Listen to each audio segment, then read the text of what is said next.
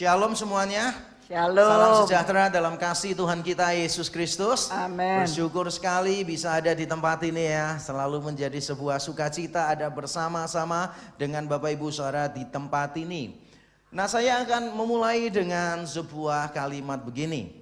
Bahwa seringkali kekecewaan muncul dari ekspektasi yang tidak benar.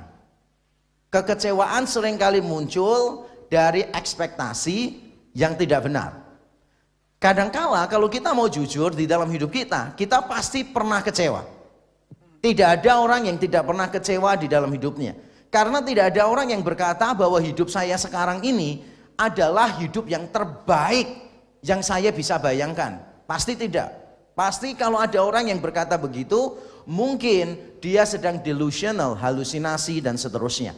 Dan saya kalau ditanya, apakah hidup saya sekarang adalah hidup yang terbaik yang saya bisa pikirkan, maka saya akan jawab tidak. Saya punya banyak pemikiran-pemikiran, hidup saya mau begini, mau begitu, mau begini, mau begitu, banyak sekali.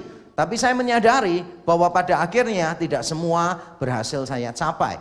Bukan berarti hidup saya sekarang tidak terbaik, tetapi mungkin pengharapannya atau mungkin ekspektasinya yang harus di-adjust, yang harus diubah. Beberapa waktu yang lalu saya berjumpa dengan sepasang suami istri yang banyak masalah di dalam pernikahannya. Wah, siapa yang bisa relate-nya? Tiap hari tidak ada hari terlewatkan tanpa bertengkar. Dan lalu saya memberitahu mereka, sebetulnya banyak hal pertengkaran terjadi karena orang membawa ekspektasi yang salah di dalam pernikahan.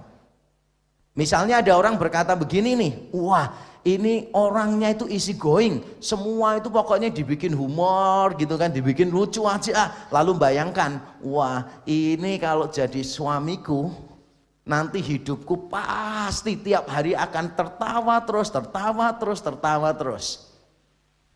Ekspektasinya ngawur. Karena ada beberapa orang yang punya suami humoris, wah bisa sakit hati.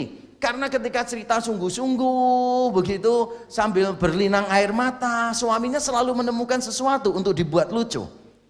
Sehingga istrinya langsung berkata begini, kok hatiku tuh pegel, kok kamu malah gitu? Dengan santai dijawab, pegel ya, tak panggilkan tukang pijat. Tambah marah lagi saudara.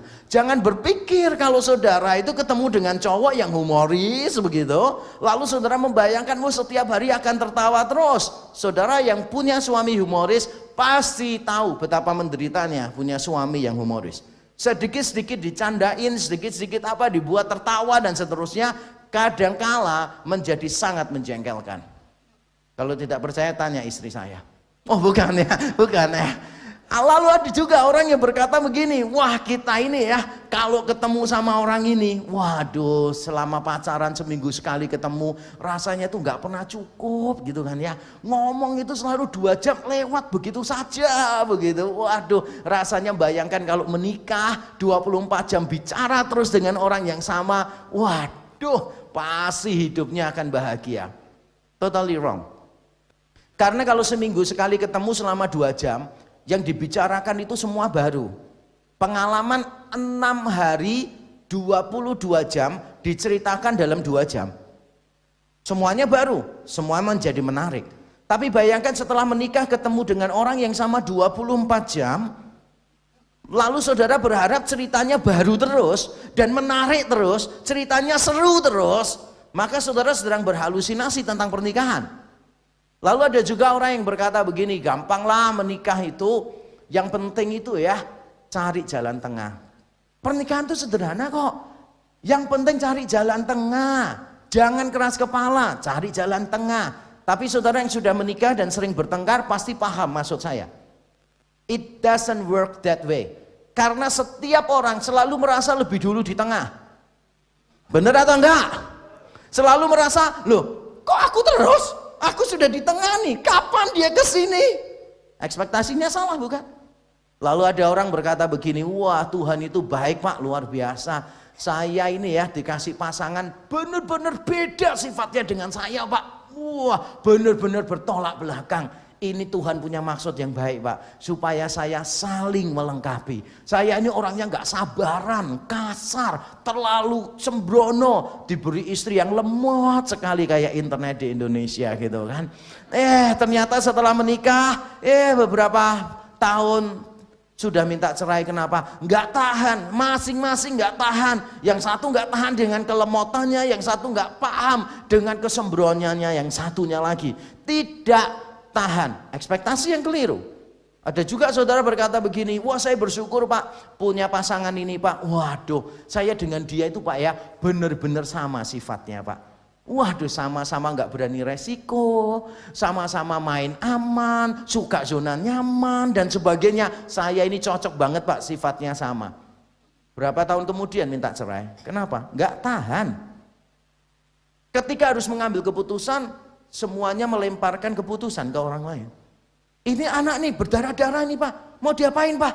Gitu, diapain ya? Ayo Pak, kamu ngambil keputusan. Enggak, mama aja yang ngambil keputusan. Enggak bisa Pak, ini anak kita bersama soalnya gitu kan. Mah, kita tenang ya Mah ya, tenang. Kita harus apain anak ini, tenang Mah, tenang. Setelah 1 jam tetap tenang, enggak ada apa-apa. Bisa jadi masalah saudara. Saya sering mendengar juga cerita semacam itu. Banyak pernikahan diakhiri dengan penyesalan karena banyak orang membawa masuk ekspektasi-ekspektasi yang tidak benar di dalam pernikahan. Dan saya melihat hal yang sama terjadi di dalam kekristenan kita. Banyak orang kecewa dengan Tuhan, itu sebetulnya bukan dengan Tuhan. Mereka kecewa karena mereka punya pengharapan yang salah, ekspektasi yang salah, dan ekspektasi yang salah itu dimunculkan dari ajaran-ajaran yang salah. Saya pernah bertemu seseorang yang berkata begini, Pak, saya kecewa sekali dengan Tuhan. Oke, nggak apa-apa, terima kasih kejujuranmu, nggak apa-apa, setiap kita boleh jujur kok sama Tuhan, ya kan? Nggak selalu harus kalau ditanya, bagaimana kabar saudara? Dahsyat, luar biasa, nggak selalu kok. Kadang kita juga tanya sama Tuhan, bingung, protes dengan Tuhan, is okay, saya tanya, nggak apa-apa, thank you untuk kejujurannya. Kenapa kamu kecewa dengan Tuhan? Tuhan tuh nggak nepati janjinya Pak. Katanya kalau ikut dia, saya kaya raya, bebas dari penyakit, saya akan sukses. Ternyata saya sakit, bisnis saya mundur, dan saya gagal berkali-kali Pak. Saya kecewa sekali dengan Tuhan. Lalu dengan senyum saya berkata, sebetulnya kamu harus kecewanya bukan dengan Tuhan, tapi dengan pendeta yang ngajarkan itu kepada kamu. Karena Tuhan kita tidak pernah mengajarkan, ikut dia pasti kaya raya, ikut dia pasti sehat tanpa penyakit, ikut dia tiap hari ada mujizat. Tidak pernah satu ayat pun berjanji begitu. Itu adalah khotbah-khotbah yang keliru, yang seringkali memberikan ekspektasi-ekspektasi yang keliru kepada orang-orang Kristen, sehingga pada waktu orang Kristen menjadi orang Kristen, pada akhirnya dia kecewa, karena pengharapannya, ekspektasinya, harapannya itu tidak kesampaian. Dan ini berbahaya sekali.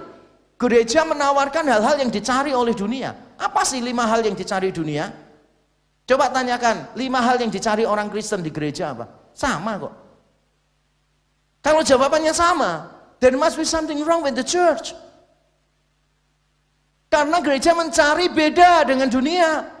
Tapi saya heran ketemu orang yang non-Kristen, saya tanya, apa sih 5 hal yang penting di dalam hidupmu? Yang paling penting yaitu kemakmuran, semuanya, kesenangan dan seterusnya. Saya tanya orang Kristen, 5 hal yang terpenting dalam hidupmu apa? Sama persis jawabannya. Kalau jawabannya sama persis, kita perlu bertanya, apakah kita selama ini mengikut Tuhan dengan konsep yang benar?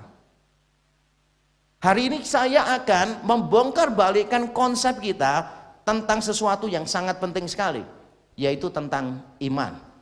Dan saya berharap kita semua siap ya, pasang seat belt Bapak Ibu Saudara sekalian, karena kita akan segera take off dan menghadapi turbulensi yang luar biasa di dalam iman kita. Coba baca bersama